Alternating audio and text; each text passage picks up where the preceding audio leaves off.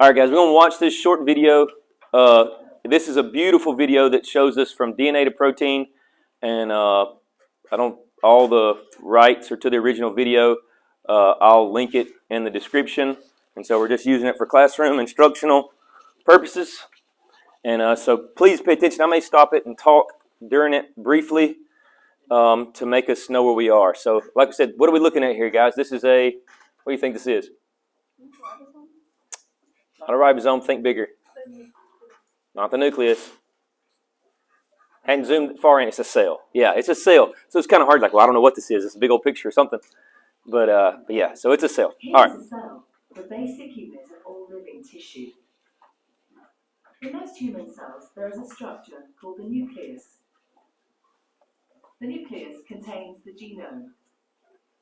In humans, the genome is split between 23 pairs of chromosomes.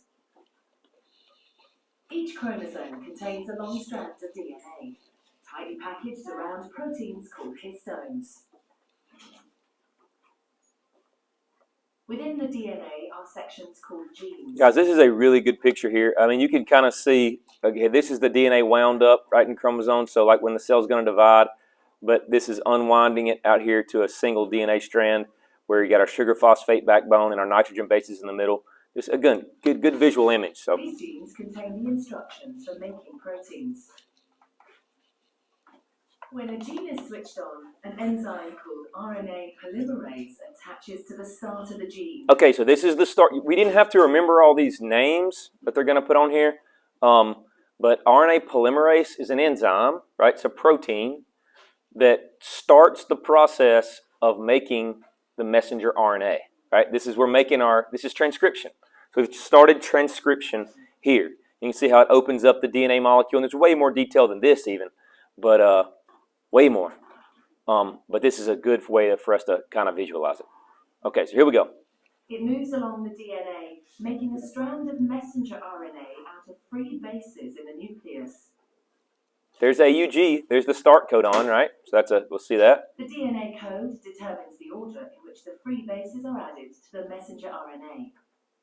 So this big protein molecule, this RNA polymerase, is what's making this happen. This wouldn't happen without this big protein right here. It's the catalyst. It makes it happen quickly. It's like you remember when we poured the potassium iodide into the hydrogen peroxide and it made the reaction happen? Well, it's a catalyst that made it happen. RNA polymerase is basically, it's an enzyme, it's a catalyst. It's making this reaction happen. Without it, this would not take place. This process is called transcription.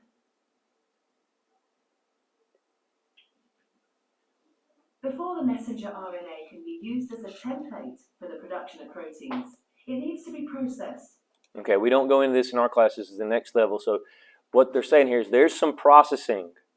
There's some more modification that happens to the messenger RNA before it actually gets to the ribosome. For our purposes in this class, you don't have to worry about this part. This involves removing and adding sections of RNA. The messenger RNA then moves out of the nucleus into the cytoplasm.